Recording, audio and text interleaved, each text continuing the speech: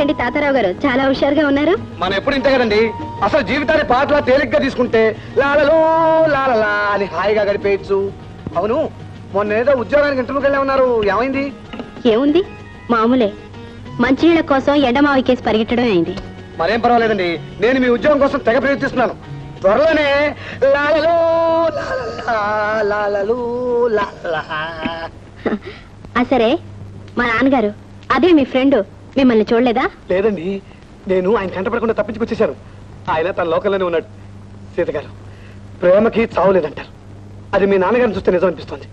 మీ అమ్మగారు పోయి ఏడాదైనా ఆమె ఇంకా ఉన్నట్టే భ్రమపడుతుంటారు. తన కళ్ళతోనే చూస్తుంటారు, ఆప్యాయంగా మాట్లాడుతుంటారు. అది నిజంగా అదృష్టం అండి.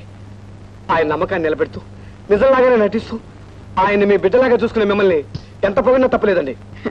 తప్పలేదనుకోండి, మీరు టైం మర్చిపోయి ఇలా పొగుడుతూ నించుంటే రేడియో స్టేషన్ వాళ్ళు మీ ఉద్యోగం పీకేస్తారు. అవునవును, బాగా జ్ఞాపకం చేశారు. వస్తానండి. అన్నట్టు సీత గారు, చాలా రోజుల నుంచి మీకు ఒక ముఖ్యమైన విషయం చెప్పాలనుకుంటున్నాను. ఏమిటండి అది? అదే, అది ఇప్పుడు చెప్పను. ఏదో రోజున జజ జజా అని తెర తెరుచుకుంటుంది, విషయం మీకే తెలిసిపోతుంది. వస్తానండి.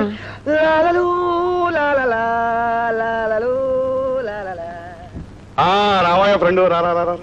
ఇందాకటి నుంచి నీ గురించి అనుకుంటున్నాం. పొద్దుటి నుంచి మన తాతారావు ఎక్కడా అని అది ఒకటే అడగటం నిన్ను. అది కాదు ఫ్రెండ్, నేను నువ్వు దాని ఆరోగ్య విషయం కనుక్కోవడానికి వస్తావు నాకు తెలుసయ్యా. నువ్వు పైన మేము కింద అద్దుకుంటున్నా, ఒకళ్ళకొకళ్ళు ఆత్మీయులుగా కలిసిపోయాం. కూర్చోవయ్యా ఫ్రెండ్, నాకు ఆఫీస్ ఉంది, నేను వెళ్ళాలి. వెళ్దుగా లేవయ్యా. నువ్వే చెప్పు, నిన్నటి మీద దాన్ని చూస్తుంటే నీరసంగాను బలహీనంగాను కనిపిస్తుందా లేదా? అరే నిజమే, నిన్నటి మీద చాలా నీరసంగా కనిపిస్తున్నారు. ఈవిడ మొహంలో కళ కూడా తగ్గింది. అదేమిటయ్యా ఫ్రెండ్, అది ఈ కుర్చీలో కూర్చుంటే నువ్వు ఆ కుర్చీలో కూర్చున్నా చెప్తావేంటి? మీ ఆరోగ్యం బాగాలేదమ్మా అని మొహం మీద చెప్పడానికి మనసు రాక. ఏమ్మా, మందులవి జాగ్రత్తగా వేసుకుంటున్నారా? వేసుకోవట్లేదు, కావాలంటాడు. మందులు వేసుకోవాలమ్మా, లేకపోతే ఆరోగ్యం బాగుండదు. ఏమిటి, నాకు ఆఫీసా ఉందండి? ఏమిటి, వెళ్ళమంటారా? ఇదిగో పెడుతున్నాను. అది అలాగే ఉంటుంది కానీ నువ్వు రావయ్యా ఫ్రెండ్. నీతో ఒక విషయం చెప్పాలి. రేపు మన ఇంట్లో అమ్మాయి చేత వ్రతం చేయించి 10 మంది బ్రాహ్మణులకు భోజనం పెట్టిస్తున్నాను. నువ్వు కూడా ఒక సాయం చేయాలి మరి. అలాగే ఫ్రెండ్. అమ్మాయి సీత, రేపు వ్రతానికి కావాల్సిన పప్పులు ఉప్పులు అన్ని తెప్పించి 10 మంది బ్రాహ్మణులకు కబుర్చి. హఠాత్తుగా రేపే వ్రతం అంటే ఎలా నాన్న? ఏర్పాట్లన్నీ చేయడం కష్టం కదా, మరోసారి చూద్దాం. లేదమ్మా, మళ్ళీ మీ అమ్మ బాధపడుతుంది. రేపే చేసేద్దాం. అయినా కష్టమేంటమ్మా, 50 రూపాయలు పారేస్తే కావాల్సిన సరుకులన్నీ కొట్టుకురోడు తెచ్చి ఇంట్లో పారేస్తాడు. అవుననుకో నాన్న, కానీ ఇంకా సందేహం ఏంటండి? లోపల డాల్డా డబ్బాలో డబ్బు ఉంది కదా, అది పడేస్తే పని జరిగిపోతుంది. బాగా చెప్పావా ఫ్రెండ్. అన్నట్టు రేపు నీ భోజనం కూడా ఇక్కడే. ఇంకా ఇక్కడే నిలబడిపోయారంటండి. లోపలికి డబ్బు సంచి నా మొహం పారండి. ఆఫీస్ నుంచి వచ్చేటప్పుడు సరుకులు పట్టుకొచ్చేస్తాను. పదండి పదండి.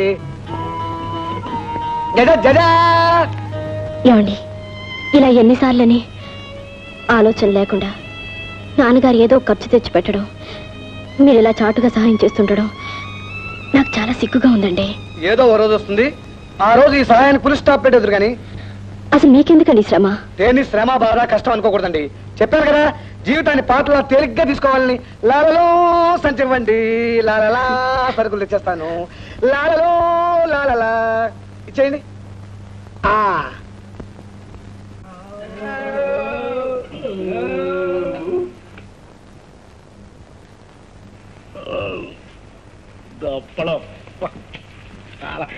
ఏమిటి బాబు, ఇంకా దప్పడం అంటున్నావు?